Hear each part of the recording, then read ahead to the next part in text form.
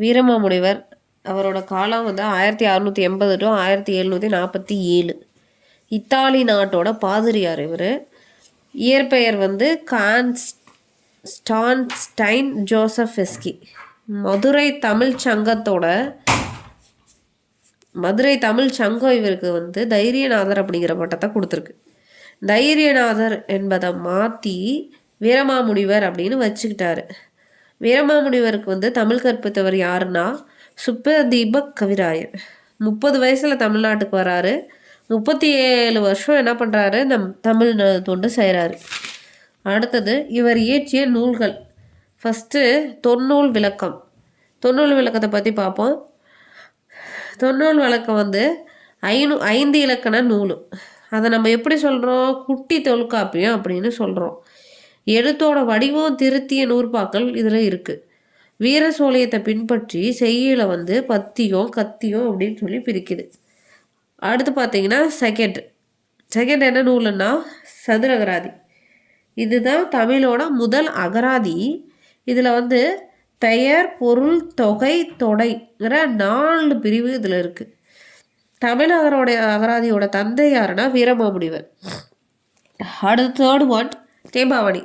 தேம்பாவணியில் 3 காண்டங்கள் இருக்குது.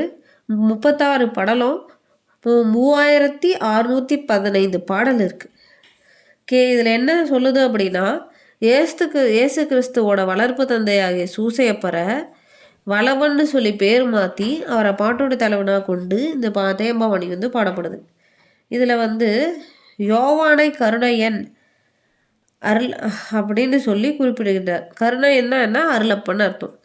இவர் இயேசுவோட வருகையை முன்னுரைத்தவர். இயேசு இப்போ வராரு அப்படின்னு சொல்லிட்டு இவர் முன்னாடியே சொல்கிறாரு. கருணையனோட தாயார்னா எலிசபெத். கருணையனோட தாயார் எலிசபெத். அடுத்தது பரமார்த்த குருகதை.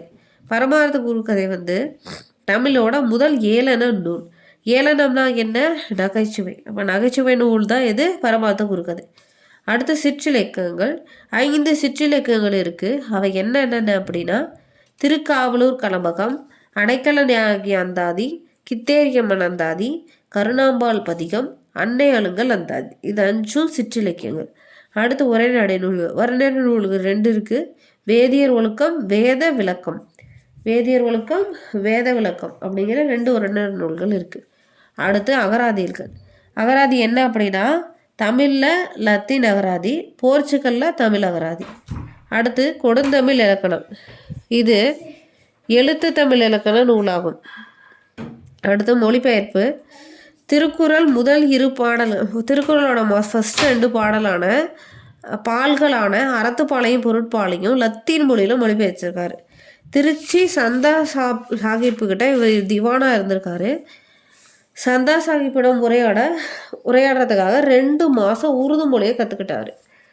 சந்தா சாஹிப் வந்து இவருக்கு என்ன பட்டம் கொடுத்துருக்காங்க, இஸ்மத் சன்னியாசி அப்படிங்கிற பட்டத்தை கொடுத்துருக்காங்க.